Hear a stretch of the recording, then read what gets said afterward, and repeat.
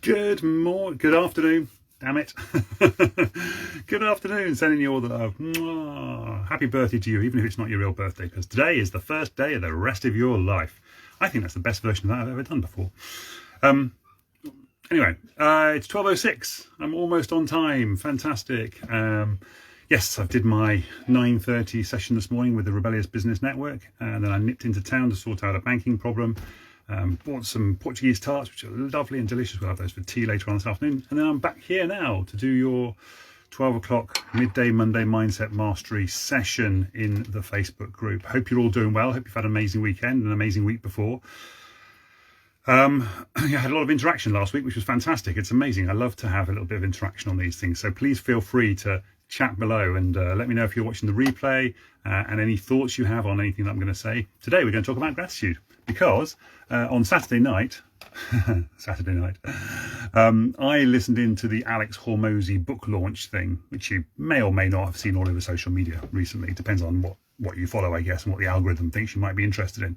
Alex Hormozi is a marketing guy, used to own a bunch of gyms, and now owns a company called acquisition.com where he buys other businesses and then turns them into successes and then sells them on. And I did approach him and said, would you be interested in Diary Booker? And he said, no, this is not a business I'd be interested in. I was like, okay, fine. No harm in asking.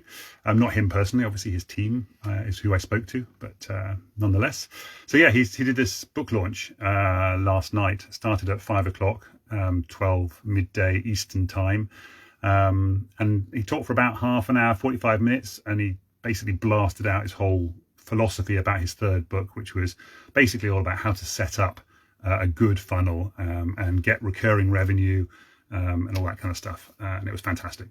And then he spent the next 6 hours pushing his high-end offer, which was a whole bunch of other like leaflets and books and stuff and research he'd done, and an AI that he'd programmed with all the stuff, because for the last 2 years he's been interviewing small businesses and finding out where they struggle and then giving his take on how to solve that, and then feeding that all into his little AI thing, so that he's effectively, you get one-on-one coaching with him for your business through his new AI.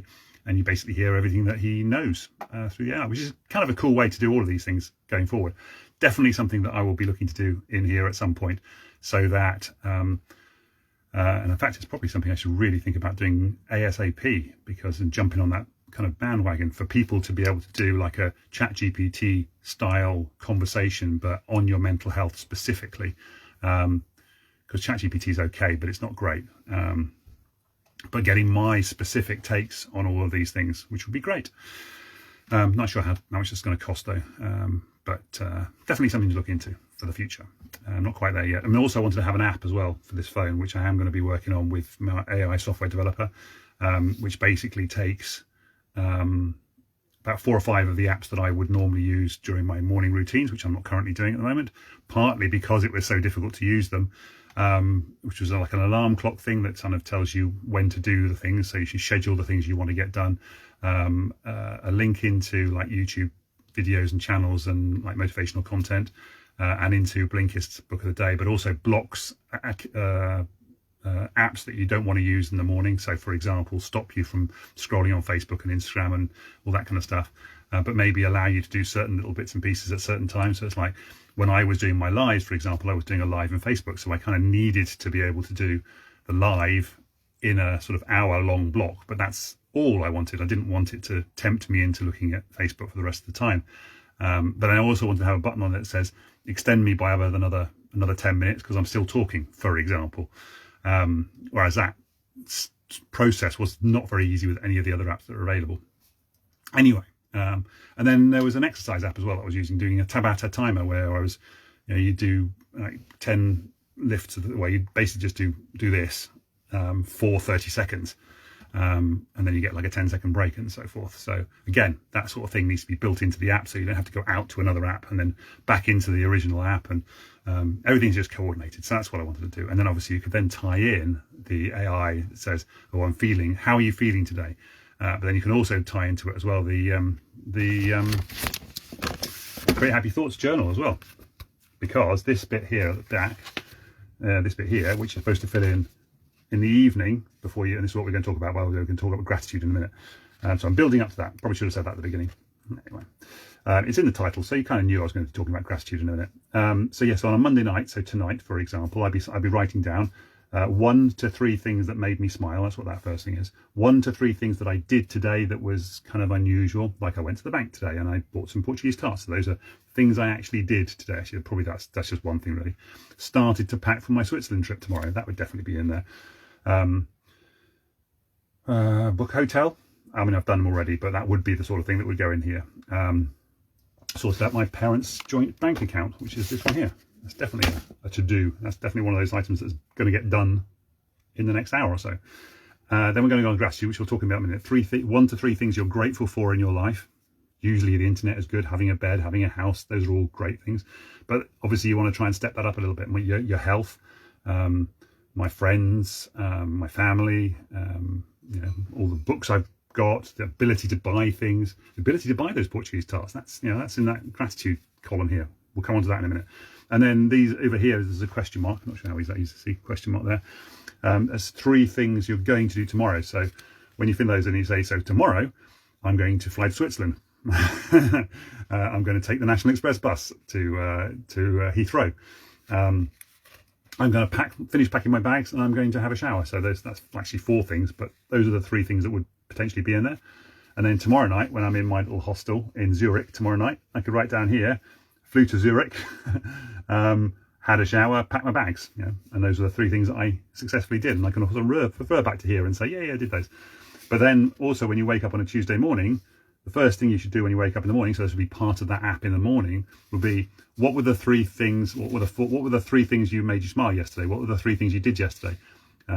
Well, it's not going to ask you those questions. It's going to show you. Here's the 3 things that made you smile yesterday. Here's the 3 things that you were grateful that you achieved yesterday. Here's the 3 things you were grateful for yesterday. And here's the 3 things you're going to be doing today. You're supposed to be doing today. Here's your to-do items for today. So that would all be in the app, and it would just pop up and say, "Morning. Here's your alarm." And so the first thing you see would be, here's the things that made you smile yesterday. And here's your to-do list. Oh, great, absolutely, fantastic. Tick yes or whatever answer. And that's the other thing. My alarm clock has a little thing where it does a little math thing. So it'll be like, what's 2 + 5? And it kind of makes sure that you're awake. And you just type in 7, and that's how you get off the alarm. It's actually more annoyingly, the maths that it asks me to do is almost too complicated. You you put it on a basic one, but then that's too basic. There's like a level. Anyway, so my app would allow you to have a little bit more flexibility about that sort of thing. The other thing I have on app as well as you can get the phone to scan a QR code, for example. So for this, not this session actually, for my 9:30 session, the alarm goes off at 9:15, and I can't turn it off unless I've got a copy of my book ready and I've scanned it. So otherwise the alarm just keeps going until I've scanned a copy of my Create Happy Thoughts book. So anyway, that's the app, and built into that app would be, what's one thing that you're grateful for today? And of course, the great thing here is that you're sitting there at night and going, I don't know, what am I grateful for?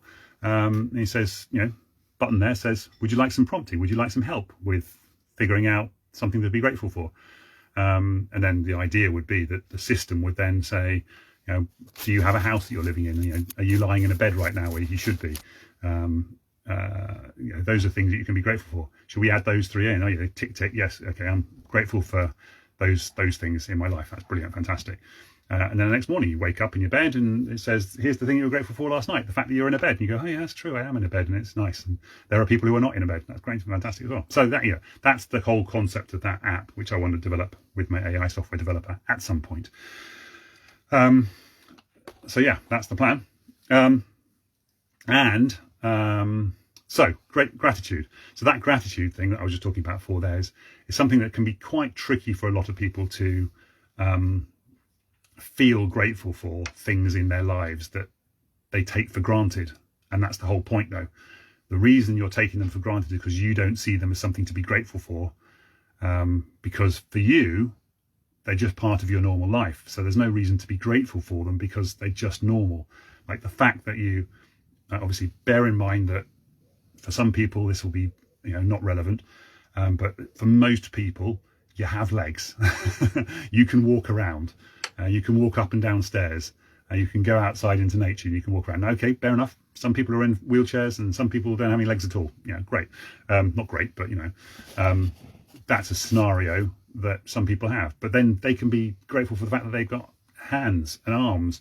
They've got eyes. If they're reading my thing, then they've got eyes to see it with. If they're blind, they have ears. They're listening to me. So you can just keep going down and going down. So the fact that you're still alive, you're paralyzed from the neck down, and you're blind and you're deaf.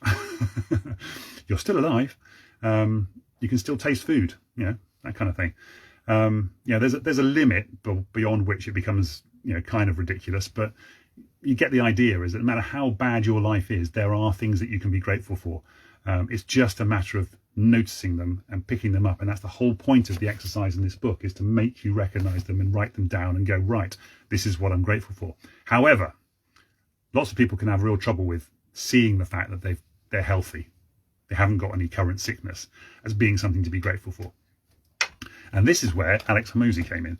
Now, it wasn't during his event on Saturday night, but subsequent to that, I went into his YouTube channel because I was looking for the replay, because I wanted to record it and watch it in double speed and rewatch it. Well, I wanted to rewatch it in double speed, and while I was doing that, I thought, I could record this as well, so I can watch it again if I need to, if he takes it down off YouTube, which he probably won't. He'll probably leave it there forever.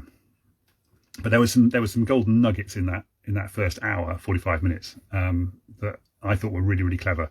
And I wasn't quite sure how to sort of note them down and remember them, because some of them were contextual and you kind of needed to hear the bits before and after it as well. So yeah, that's why I did that. However, one of the things that he came up with on his YouTube channel was all about how to recognize the things that you're grateful for in your life. And in particular, and he was telling the story about how his wife had gone into hospital to have something checked, and she wasn't sure what it was. And then he was talking to one of his executive assistants about something else. And the other executive assistant mentioned the fact and said in one of the messages, she has cancer. And Alex thought that was about his wife. And he got all panicking, like, oh God, that's terrible news. And then it turned out that it wasn't about his wife. It's about somebody else who works in the company. And it's just that they got their wires a little bit crossed. And obviously because Alex was so aware of the fact that his wife was in hospital and kind of waiting for results and things, just immediately assumed it was his wife that they were talking about, which is an completely understandable scenario and situation. And of course, then they cleared it up and it was like, oh, it's not your wife. And he was like, oh, thank goodness for that. So then he had this massive amount of gratitude that his wife was not the one with cancer, because they then found out what was going on, and it wasn't cancer and it was all fine. Obviously, there was a member of his staff who did have cancer, so it was terrible for them.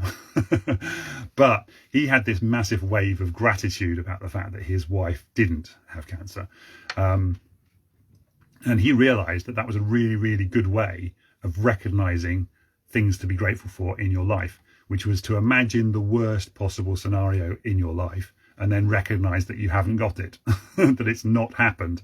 You currently don't have that worst case scenario. So for example, you could just say, I'm completely broke. I'm thousands of pounds in debt and I'm homeless and I have no job and have no income, for example. And then you can go, yeah, but I'm not. I have a home. I have some money. Even if it's £10 in your bank account, that's more than zero.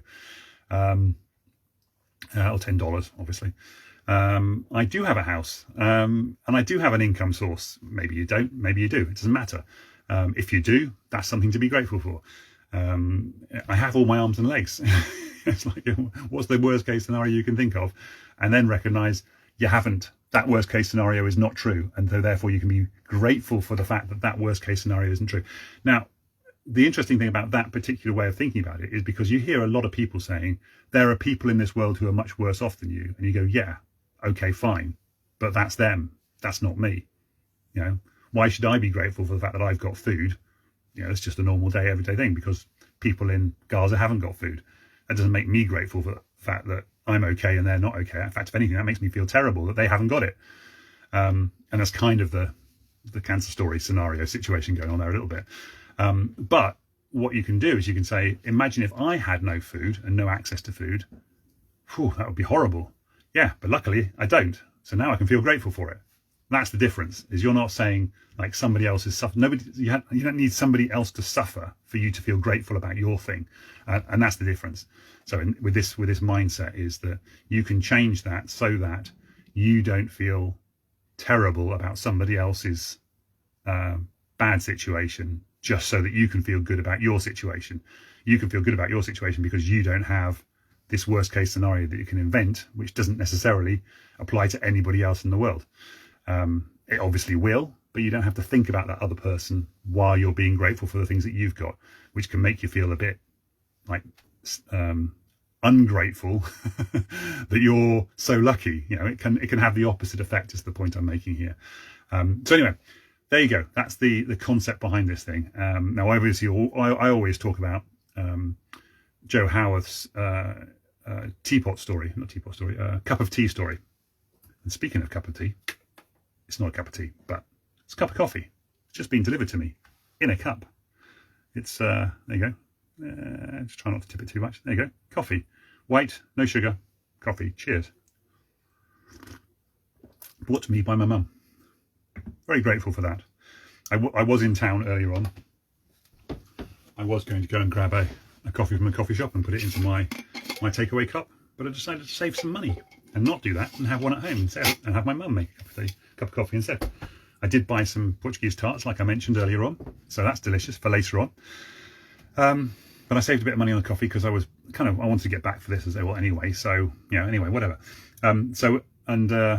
We can go through the Joe Happiness Howarth cup of tea gratitude exercise at this point. Cheers.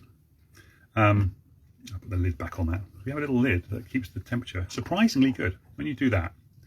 This comes off the top of a raisin packet. Stick that on top of your cup. Keeps it surprisingly warm for a long time. It's quite amazing. Anyway, top tip for everybody. And in fact, take that one step further. I actually glued two of them together once upon a time, which creates a little air gap between the two, which then makes it almost insulated, so it actually makes it even better on that one. But side note, there we go, little side note tip for you. So Joe Howarth one, I will put the link in the description. Well, maybe I can just put it in here. And I've just realised that if anybody's watching, I can't see the comments, can I? So comments will appear here. I can't do. So stupid, isn't it? I wonder if maybe if I don't do this automatic comment thing, maybe then I will see the comments on here. I mean, I can go into Facebook and see them on there, so that's not a problem. But one of the things I want to look at doing here is using Restream, because maybe Restream has sorted itself out now, because there was a real problem using Restream.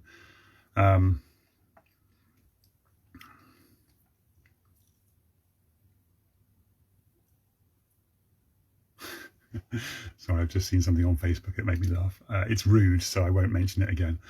I won't mention it here, rather, I should say.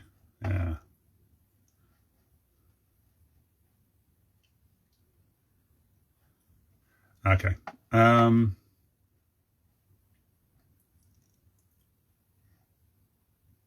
Wow. Okay, so where are we? No, we're in Find Your Fire community. We are. Cool. Right, anyway, the point being at findyourfire.co.uk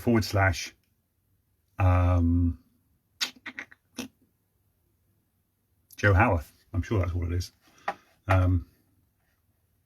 Yep. Anyway, I will put that in the chat. Here we go.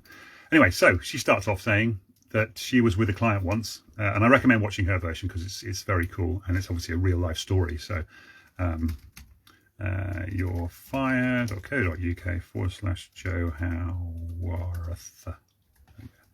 Let's put some caps in there as well. So yeah, it starts off saying that she'd spoken to a client, and they were doing the gratitude exercise. So she has this gratitude exercise, or GLAD exercise. She calls it the GLAD game, which I think comes from a movie with somebody. I can't remember what it's called. Anyway, yes, there it is. Joe Howarth talking about a cup of tea.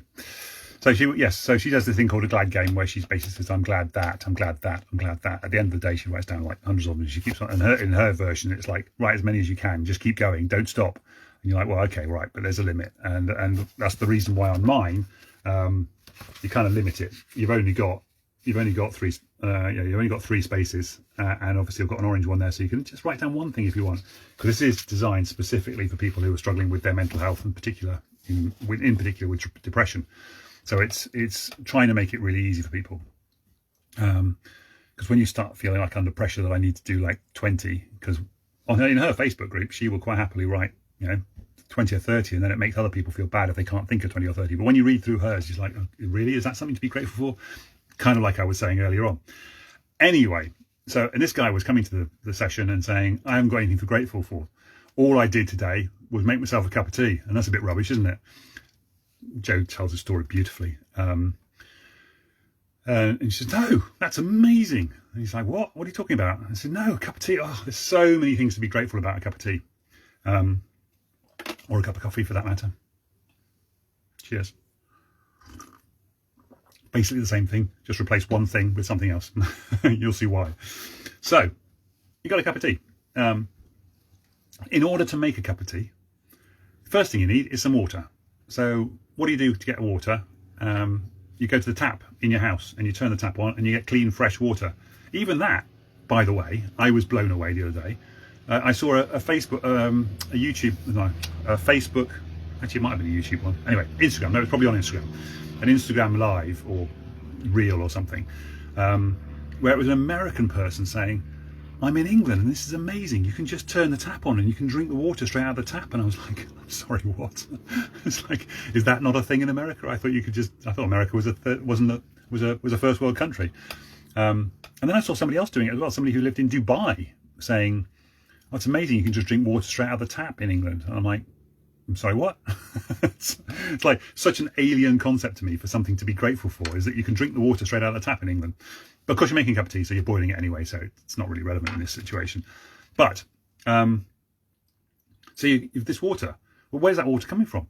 It's coming through all these pipes and things that some miraculous person has managed to put underneath the ground and connected it all up so into your house, so you've got a little tap you can turn on. And then the water company has filtered that water and made it into clean, drinkable water, because drinkable water is apparently something to be grateful for. Who knew? So, well, obviously people who don't have clean drinking water out of the tap.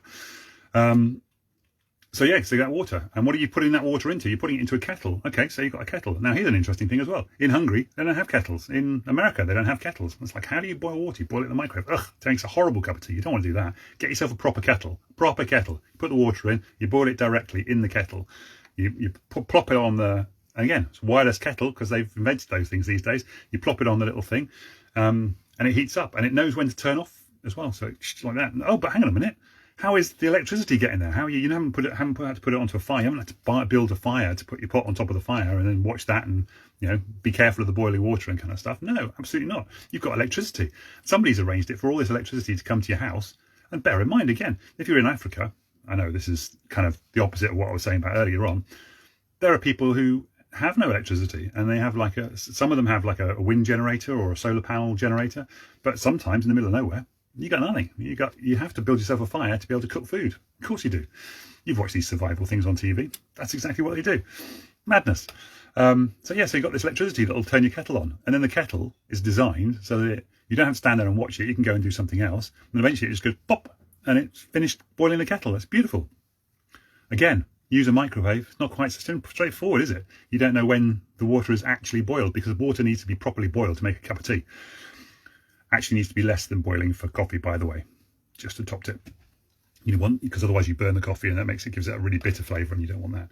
But tea, you want it to be boiling water when you put the tea bag in.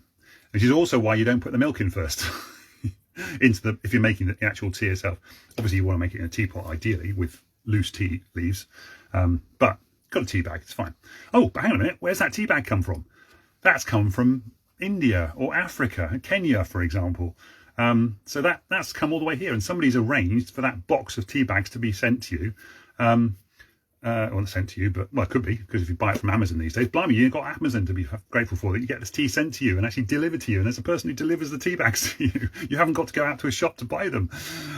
But somebody's gone and picked those little tea leaves off the plant and then dried them out and then put them into a tea bag and then put them into a box and then shipped them out to the supplier, and then the supplier has then sent them, and Amazon has then picked them up and shipped them out to you, and boom, you've got tea bags in your house for like virtually nothing. A couple of pounds, a couple of dollars. It's just madness, how these things work. Oh look, my comment I put on Facebook has now popped up on my screen here. Interesting. Maybe they do pop up now. Maybe it's been fixed. I don't know. Anyway, tea bag. Okay, so what do you do with a tea bag? You pop it into the cup. Obviously, you put it into a pot if you put it into a pot, but let's just, for now, we put it into a cup. Let's grab a cup. There you go. Let's just grab an empty cup. An empty cup. This is knowledge broker. This is a Tony Robbins cup. You put the tea bag into the cup. Fantastic. And then you pour the boiling water on top of it, and then it makes tea. It's fantastic. That's how you make a proper cup of tea.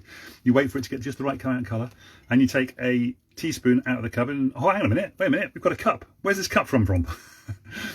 Well, this one in particular has been sent to me from America by Tony Robbins, because I bought his course, or whatever it was, or 3-day event, or whatever it was I bought. So that's kind of cool. Or, not to talk about him too much, but Rick Notley, who I think his name is Rick Mark Notley. That's where Romano comes from. Anyway, he gave me this cup for free. This is a Romano cup. Get a mug with your logo on, just like this one, from as little as £1.80 each. So you can get your own mug logo thing. Yeah, so you got a mug. You bought it. You went to the shop. You had a shop. You had money to buy it with. Whatever. Or some nice friend gave it to you. Either way. Grateful for both of those things. Put the tea bag in. Fantastic. Take the tea bag out when you've got the right colour. And then you pour the milk in. Wait a minute. Where's the milk come from? Oh, and wait a minute. Why is the milk cold? It's in the fridge. You got a fridge, for crying out loud. We didn't have fridges back in the 1950s and 60s. Most people didn't anyway. That's amazing. It's a miracle that you can get cold stuff and you can keep it cold. And well, hang on a minute. Where's the milk coming from? The milk coming from a cow somewhere, or oats or rice or whatever had been squished or whatever into a pot, and you bought that pot. You've been to the shop, you bought the thing, and you brought it back, and you put it in the fridge and you made it cold, and boom, boom, you got milk. And you pour it in, you can make a tea, and now you've got a miraculous cup of tea that you can drink and enjoy with your teaspoon that you've bought from some shop that you like the look of, and you stir it around a little bit like that. Don't put sugar in. Don't ruin cup of tea with sugar. Ugh. It's just a sweet cup. Ugh, no. Want something sweet? Go and drink something sweet. Cup of tea should not have sugar in it. My opinion, obviously. Yeah, and then you finished it, and then you go and wash it up with the fresh, clean running water, or you put it into a dishwasher. Oh my gosh, you've got a dishwasher, a washing machine for dishes that can wash it. Oh, just don't even get me started. How many good things are going on here? Anyway, you can be grateful for absolutely everything in that whole process that helped you just make a cup of tea. And even better, if somebody else made a cup of tea for you. Because then you've got somebody else in your life who's making you a cup of tea. And you haven't even had to make it yourself. It's even better. Say, can I have another cup of tea? Boom. And there it arrives. It's obviously a cup of coffee in this particular case, but there you go. What am I going to eat with this cup of coffee? Some 75% dark chocolate. Where's this from? This is from single origin. It is from Ecuador. Ecuador, for crying out loud. Somebody in Ecuador has gone and picked chocolate beans? I don't even know how they make chocolate. There you go. There's a whole thing at some point you need to do. How do you make chocolate? Anyway, something you think I would know. You think something you should know. I'm going to go and research this afterwards, because I'm going to find out how you make coffee, how you make chocolate rather. I mean, I know you get like a bean, and then but it's like there's a step in between. It's like, and then it becomes chocolate. It's like, well, okay, what? And I've been to Cadbury World, so I'm sure they've shown me. I just probably didn't pay enough attention. Anyway, somebody in Ecuador has gone and got some chocolate off a tree. Is it grow on a tree? I don't know. That's amazing. I am shocked that I don't know this. And then made it into chocolate, and then that chocolate's been processed somewhere and made into something, and then Marks and Spencer's, because this is Marks and Spencer's collection chocolate, have bought it from somewhere. I don't know whether it's made, presumably it's made, where is it made? Or packaged or something. Packaged in Ireland by the looks of it. made in Italy with cocoa mass from Ecuadorian cocoa beans. There you go, cocoa beans. That's where they come from. And then, yes, I guess made in Italy. There you go, made in Italy. So there you go. Suitable for vegans, by the way. So there you go. If you don't like your milk from cows, you have your oat milk and your vegan chocolate and your sourced, your well-sourced tea, where they pay them the right amount of money and all that kind of stuff. Fantastic. Right, that is my talk on gratitude. Look at that, exactly half an hour. It's fantastic. There's nobody here to ask me questions, so no questions. Just going to let you get on with it. That is a little bit about gratitude. I hope you have an amazing Monday, an amazing week ahead, and I will see you back here midday Monday, next Monday, for another bit of mindset mastery. By the way, before we go, gratitude, of course, is on one of my 15 pillars.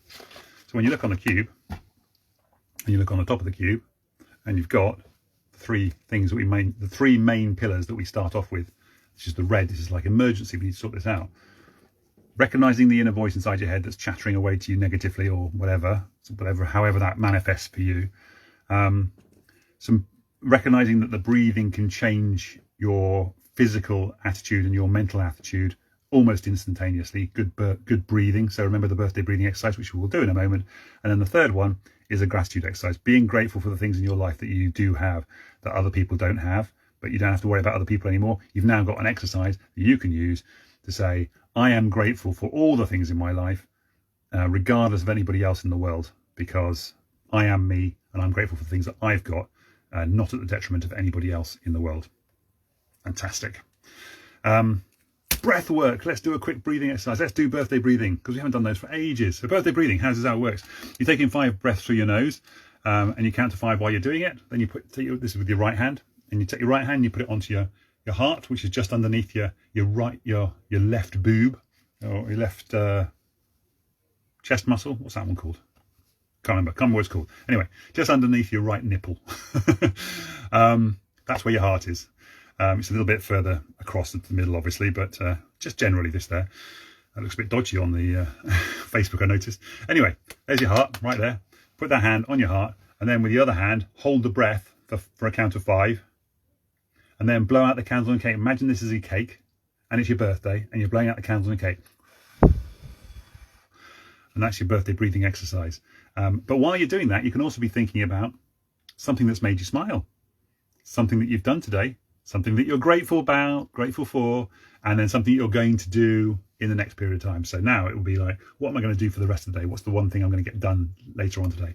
And then you can send some love to somebody in your life, double love to somebody in your life, turn it into a heart, send them all the love. So we're going to do that last little one rather than the whole way through. So just one breath. In through your nose.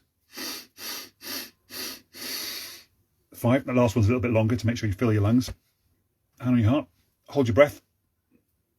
We'll do this twice, actually. And then blow it out. Send some love to somebody in your life. Send some double love to somebody in your life. Turn it into a big heart and send them all the love.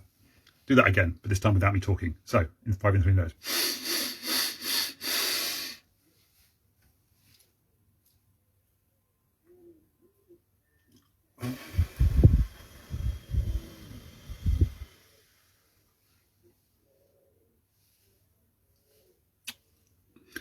And that when I did it that time, I got slightly lightheaded. And the reason for that is because I had more oxygen going in through my lungs, into my bloodstream that went onto my brain. So my brain got a rush of oxygen at that point because I held that breath.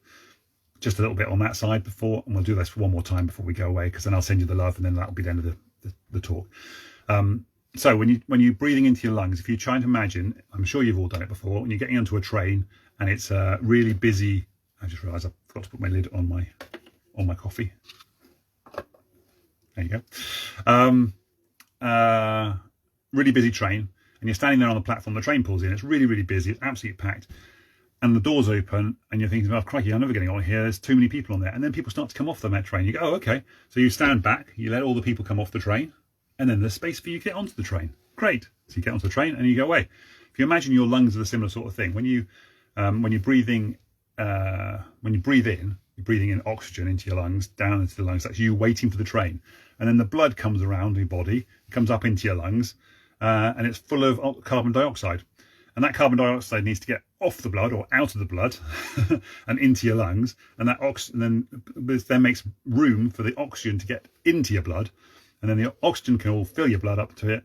And then you can breathe out the carbon dioxide, and then the oxygen then goes around your body and into your brain. So that's why you get that slight little rush in your head, which is why you should probably hold on when you're doing this birthday breathing exercise. So we'll do that birthday breathing one more time, and then we'll say goodnight, say goodbye rather. Okay, so 5 in through your nose.